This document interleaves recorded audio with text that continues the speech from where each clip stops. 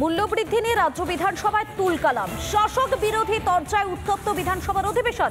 দাম বাড়ার প্রতিবাদে ওয়াকআউট বিজেপির। পরে শুভেন্দুর নেতৃত্বে বিধানসভার বাইরে বেরিয়ে বিক্ষোভ দেখালেন বিজেপির বিধায়করা।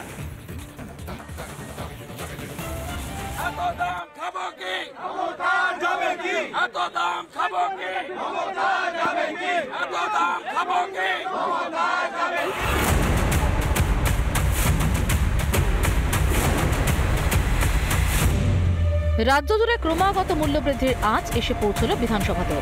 বেলাগাম মূল্যবৃদ্ধির প্রতিবাদে শাসক বিরোধী তরজায় তুলকালাম বিধানসভার অধিবেশন। শুক্রবার মূল্যবৃদ্ধি নিয়ে মুলতুবি প্রস্তাব আনা হয় বিজেপির তরফে। আলোচনায় খাদ্যপণ্যের দাম নিয়ন্ত্রণেই রয়েছে বলে দাবি করেন পরিষদীয় মন্ত্রী শোভনদেব চট্টোপাধ্যায়। অন্যদিকে কয়লার দাম বাড়ার কারণেই বিদ্যুতের দাম বেশি বলে দায় এড়ানোর চেষ্টা করেন বিদ্যুৎ মন্ত্রী অরূপ বিশ্বাস। এরপরে ওয়াকআউট করেন বিজেপি বিধায়কেরা। বিরোধী দলনেতা শুভেন্দু অধিকারীর নেতৃত্বে বিধানসভার বাইরে বেরিয়েও বিক্ষোভ দেখাতে থাকেন তাঁরা। আলু ভর্তি থলে হাতে নিয়ে অভিনব বিক্ষোভ দেখানো হয় বিজেপির তরফে।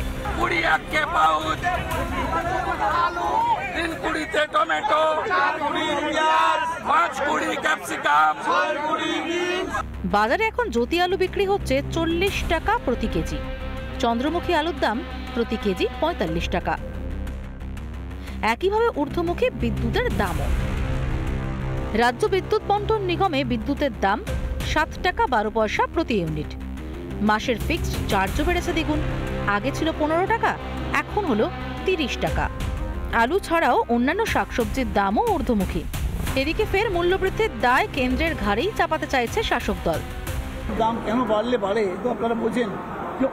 অধিকাংশ জিনিস ট্রেনে আসে অথবা লরিতে আসে, তাদের দাম বাড়ছে বলে জিনিসের দাম বেড়ে যাচ্ছে। এই জন্য আমরা দায়ী নয়, কেন্দ্রীয় সরকার দায়ী। রাজ্যের অনেক মন্ত্রীরাই এত বড় বড় গাড়ি চড়ে আসেন, আলু পেঁয়াজ কিনতে যাবার মতন সময় ওনাদের নেই। এই ধরনের ভুল বিবৃতি না দিয়ে বরঞ্চ ওনার উচিত যে সঠিক বিবৃতি দেওয়া। মুখ্যমন্ত্রীর লাগাতার বৈঠক ও নির্দেশ সত্ত্বেও নিত্য প্রয়োজনীয় জিনিসের দাম নিয়ন্ত্রণে আসছে না। সব বিষয়ে কেন্দ্রকে দুষতে থাকলে দাম কমানো কি আদৌ সম্ভব হবে? বিট্টু রায়চৌধুরীর রিপোর্ট, রিপাবলিক বাংলা। শিলিগুড়িতে ফের আশ্রমের জমির উপর নজর জমি হাঙ্গরদের। এবারে মাটিকাড়ায় রামকৃষ্ণ বিবেকানন্দ আশ্রমের জমি জবরদখলের অভিযোগ। ভুয়ো দলিল দেখিয়ে অন্যের নামে জমি মিউটেশনের অভিযোগ। জমি দখলমুক্ত করতে মুখ্যমন্ত্রীকে চিঠি দিয়ে আবেদন আশ্রম কর্তৃপক্ষের।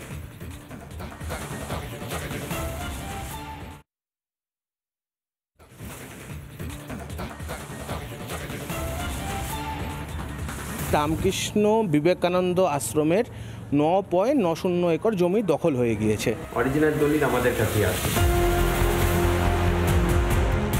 শিলিগুড়িতে জমি মাফিয়াদের দৌরাত্ম্য, ফের আশ্রমের জমি জবরদখলের অভিযোগ। যে জমিতে হওয়ার কথা ছিল দাতব্য হাসপাতাল, স্কুল, সেখানেই গজিয়ে উঠেছে বেআইনি নির্মাণ। এবার জমি মাফিয়াদের শিকার শিলিগুড়ি মাটিগাড়া রামকৃষ্ণ বিবেকানন্দ আশ্রম। গোডাউন, বাড়ি দেখতে পাচ্ছেন, সেই সমস্তটাই কিন্তু রামকৃষ্ণ বিবেকানন্দ আশ্রমের জমির ওপর তৈরি করা হয়েছে। বিভিন্ন সময়ে এই বিষয় নিয়ে কিন্তু রামকৃষ্ণ বিবেকানন্দ আশ্রম প্রশাসনিক দ্বারস্থ হয়েছিলেন। অভিযোগ, দার্জিলিং মোড় লাগোয়া আশ্রমের প্রায় 9.90 একর জমির বেশিরভাগটাই হয়ে গিয়েছে জবরদখল। আশ্রমের নামে দান করা জমি দখল করেছে মাফিয়ারা। বিভিন্ন সময় আমরা এটা দেখতে পেয়েছিলাম যে 80-র দশকের শেষ দিক থেকে ওই জমির উপরে একটা জবরদখলের একটা প্রচেষ্টা শুরু হয়। শুধু তাই নয়, ইতিমধ্যে সেই জমি অন্যের নামে মিউটেশনও হয়ে গিয়েছে। আশ্রমের কাছে আসল দলিল থাকা সত্ত্বেও কিভাবে অন্যের নামে মিউটেশন হলো জমি? যারা ওখানে দখল করে বসে আছে, ওরা কেউ জাল দলিল টলিল বের করে নিজেদের নামে মিউটেশন করে রেখেছে। তো সেটা তো ঠিক নয়। অরিজিনাল দলিল আমাদের কাছেই আছে। জমি দখল মুক্ত করতে এবার মুখ্যমন্ত্রীর দ্বারস্থ হলেন আশ্রম কর্তৃপক্ষ। ইতিমধ্যে মুখ্যমন্ত্রীকে চিঠি লিখেছেন তারা। পাশাপাশি শিলিগুড়ির মেয়রের কাছেও আবেদন করেছেন আশ্রম কর্তৃপক্ষ। উত্তরায়ণের আশেপাশে কিছু প্রপার্টি ছিল, ওরা বলছে। আমি চিঠিটা কালকে পেয়েছি, আমাকে বলার পরে আমি এসে চিঠিটা পেলাম।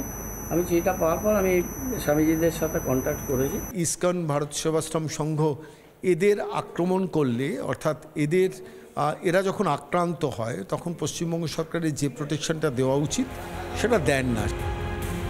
কয়েক মাস আগেই সেবক রোডে রামকৃষ্ণ মিশনের জমি জবরদখলের অভিযোগ ওঠে। মেয়রের হস্তক্ষেপে জমির কাগজপত্র হাতে পেয়েছিলেন রামকৃষ্ণ মিশন কর্তৃপক্ষ। এবার কি দখলমুক্ত হবে আশ্রমের জমি? কবে বন্ধ হবে জমি মাফিয়াদের দৌরাত্ম্য? শিলিগুড়ি থেকে রণজিৎ বোসের রিপোর্ট, রিপাবলিক বাংলা। হাইকোর্টে মামলার পর ফের শিরোনামে গড়বেতার প্রয়াগ ফিল্ম সিটি। 350 একর জুড়ে নির্মিত এই বিশাল ফিল্ম সিটি বর্তমানে প্রায় জনমানব শূন্য। সৌরভ গঙ্গোপাধ্যায়কে চিটফান্ড সংস্থার জমিতে হস্তান্তর করা হলেও মামলার ফাঁসেও শিল্প অনিশ্চিত। জমি বিক্রি করে অন্তত ক্ষতিপূরণটুকু হোক চাইছেন চিটফান্ডের ফাঁদে পড়ে সব হারানো আমানতকারীরা।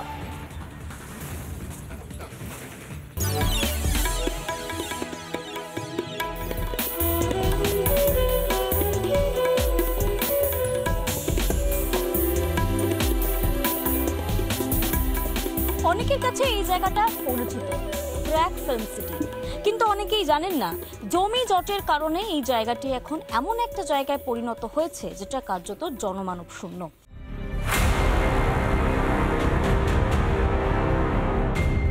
গড়বেতায় অবস্থিত প্রয়াগ ফিল্ম সিটি হায়দরাবাদের রামোজি ফিল্ম সিটির পর সবচেয়ে বড় ফিল্ম সিটির তকমা পেতে পারত।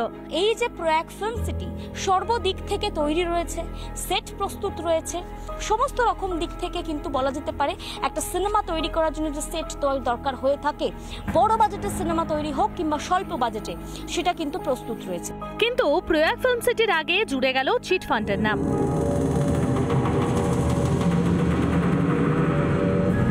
সেই ফিল্ম সিটিতেই এখন বিরাজ করছে শ্মশানের শান্তি। এখানে যারা কর্মীরা রয়েছেন তারা বলছেন যে 1000 জনেরও বেশি একসময় নিরাপত্তা কর্মীরা এখানে কাজ করতেন, কিন্তু আজ সেই প্রয়াগ ফিল্ম সিটি জমি জট, আইনি জটের মধ্যে পড়ে এমনই অবস্থা যে কার্যত খাঁ খাঁ করছে।